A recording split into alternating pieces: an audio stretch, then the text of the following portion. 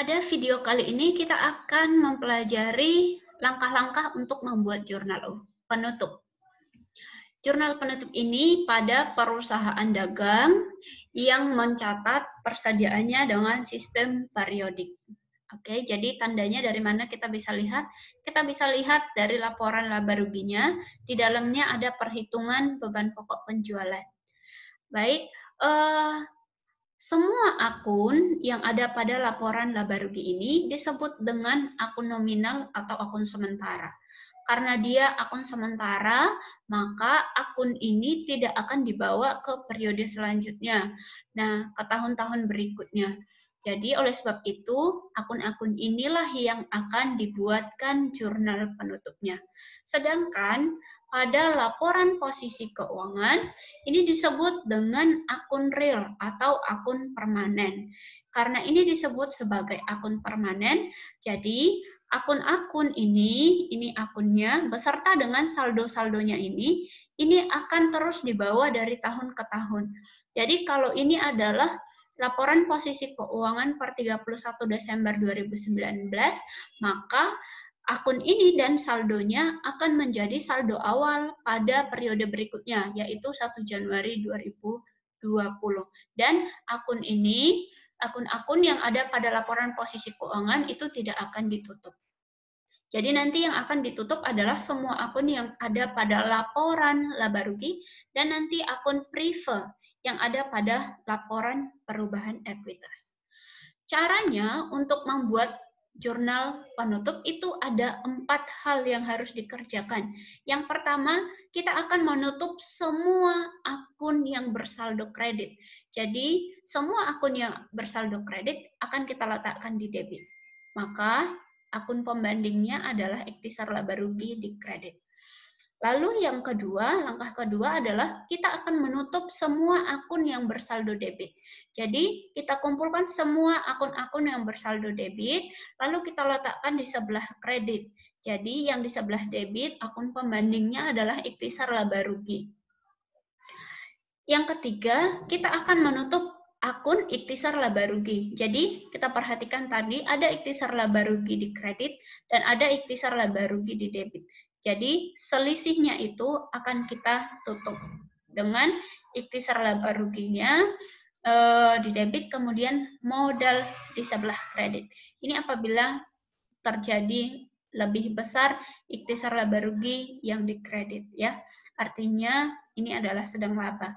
Kemudian yang keempat, kita akan menutup akun prive. Akun prive ini normalnya adalah bersaldo debit, maka untuk menutupnya kita letakkan di sebelah kredit.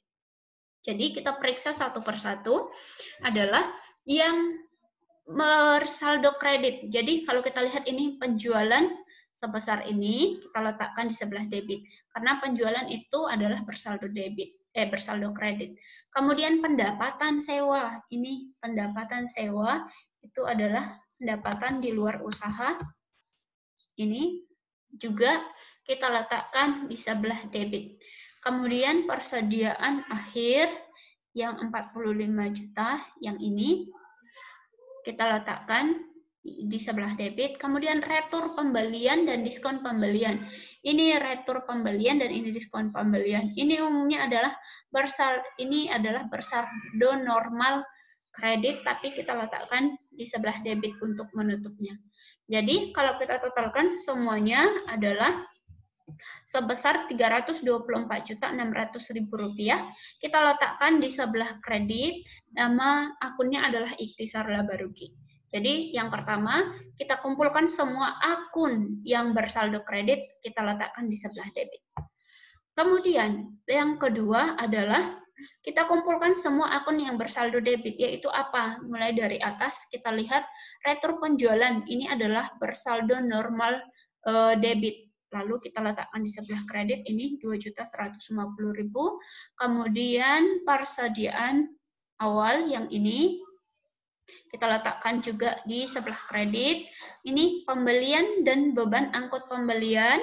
Ini adalah bersaldo normal debit. Maka untuk menutupnya kita letakkan di sebelah kredit.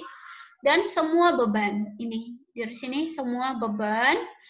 Semua bebannya ini juga bersaldo normal debit, tetapi untuk menutupnya kita letakkan di sebelah kredit. Kalau kita kumpulkan semua akun yang ada di kredit ini sekarang, totalnya itu adalah 291.850.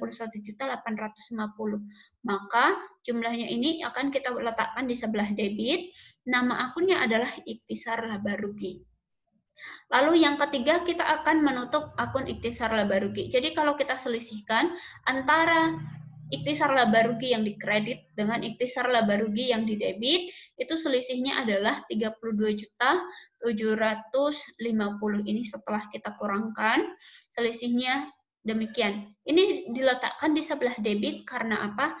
Karena ikhtisar laba rugi yang di sebelah debit itu lebih kecil. Jadi kalau kita totalkan, ikhtisar laba rugi yang didebit 291.850, kita tambahkan dengan ikhtisar laba rugi yang ini sama-sama didebit 32.750, maka jumlahnya akan sama dengan jumlah yang dikredit, yaitu 324.600. Jadi ikhtisar laba rugi otomatis dia itu sudah saling menutupi, sudah nol. Kemudian